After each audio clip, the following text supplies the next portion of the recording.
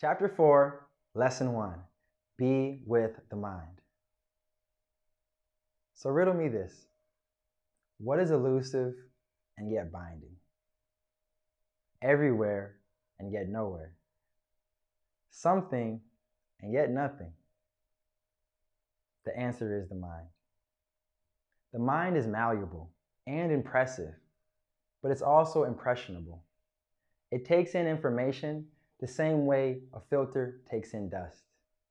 There are a million different things the mind is taking in, but our consciousness is only aware of a few of these things.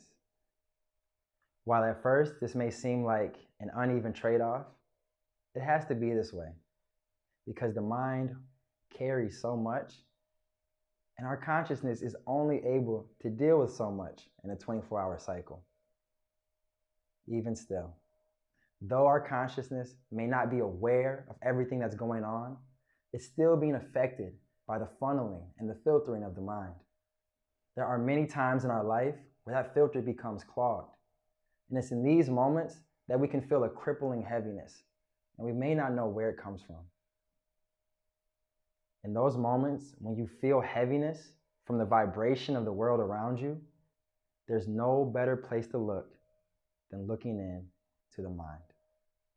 You have to be with your mind the same way you would be with a friend. Now, we all have different kinds of friends, and they all need something a little bit different. But if they're really your friend, then you're going to want what's best for them. And you're going to do whatever you can to make that happen. Your mind deserves that same kind of friendship.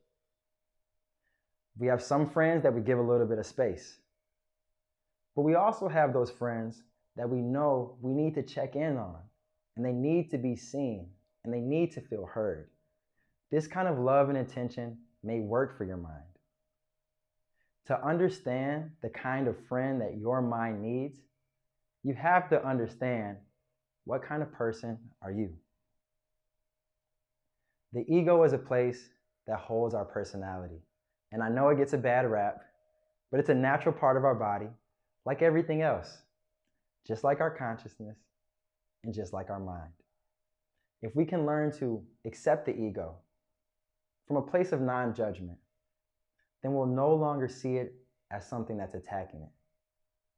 You'll no longer have to defend yourself from your ego when you understand that it's your companion and it's trying to get through this world like the rest of your existence. The more we can carry our friend, our mind, with love, the easier it is to navigate the places that we're actually trying to go.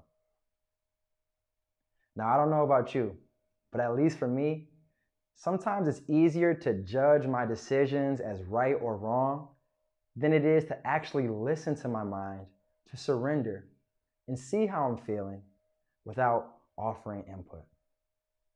To actually be still with yourself and to hear yourself out may be the same kind of love you would give to a friend that's looking for an ear, maybe a shoulder, or maybe even some kind of embrace.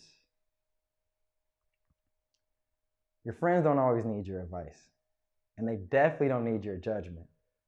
But like Bill Withers said, we all need somebody to lean on.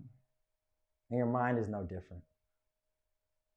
So treat your mind with respect, listen to what it's telling you, and it will be the best friend that you've ever had.